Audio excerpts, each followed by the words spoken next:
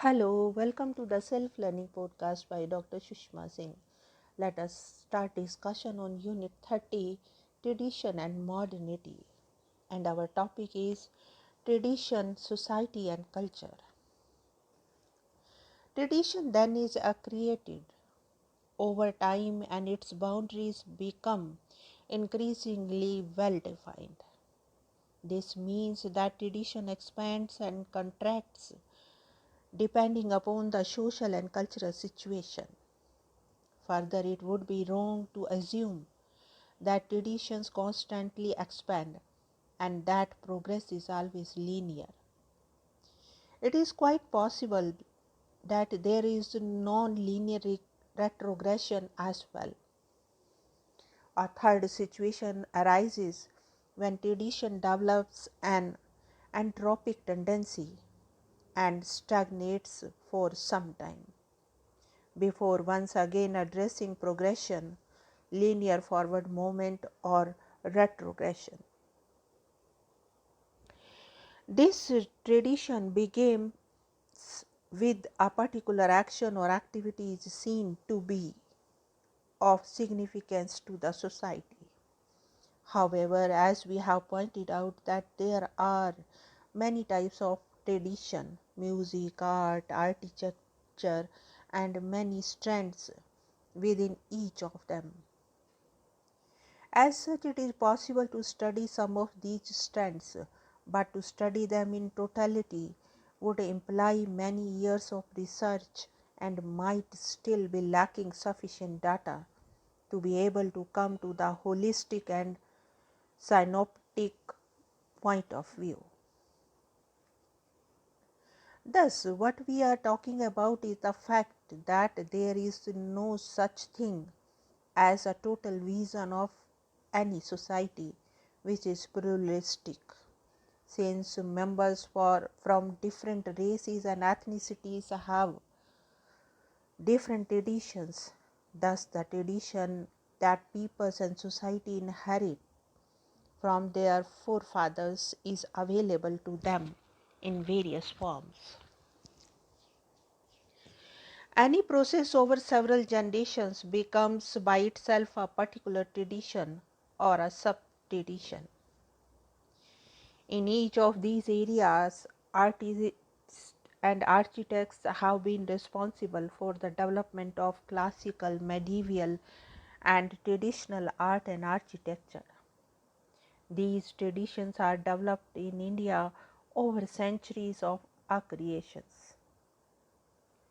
Further, the economic structures are such that they begin their centuries earlier and tend to be well fixed until industrialization begins in the 1800s. In the Indian tradition, the exchange of goods and services commenced and worked in terms of physical exchanges of services, which could be provided to the landlords by the hoi polloi. This was a traditional system and exploited the landless laborers by underpaying and making them work for long hours.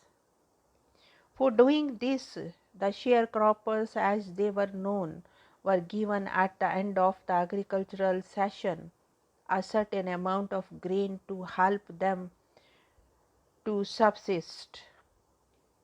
Such examples can be found globally, and feudalism was yet another iniquitous. The point is that it is rather difficult to say with any degree of certainty that traditions are good or bad. For examination, however, it is clear that though the Indian tradition has sanctity, yet Sati and Dori is part of this very same tradition.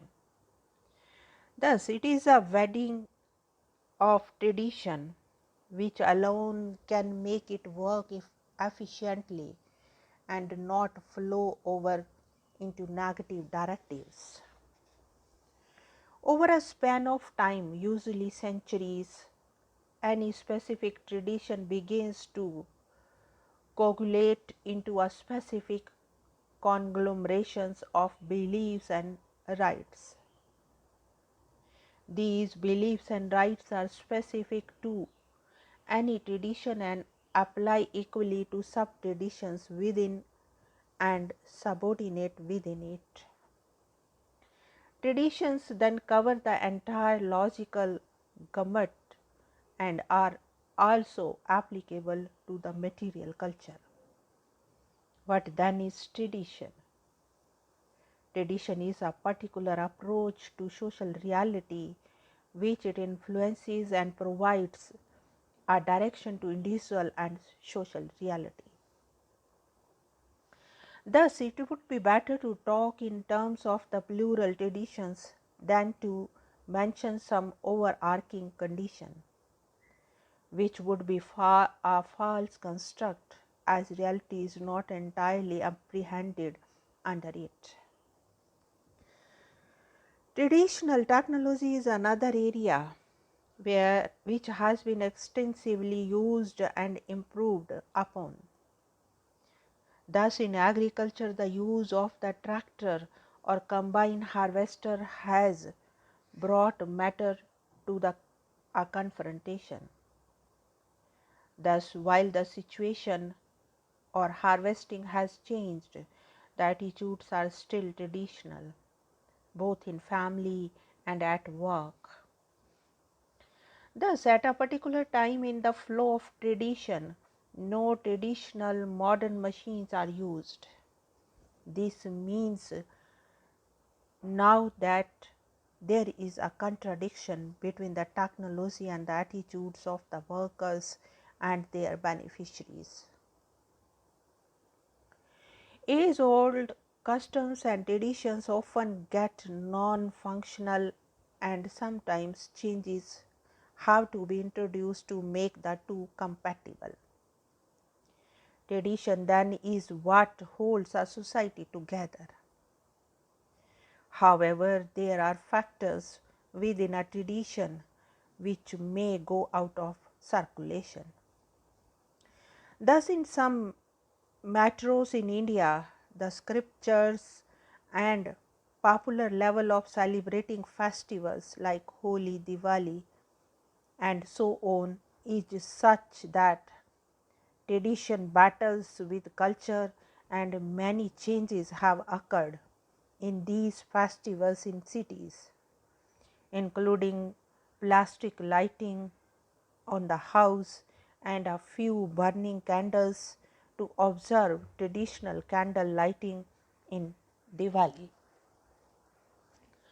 Now let us wind up the session and take rest. Thank you very much for engaging yourself with the Self Learning Podcast.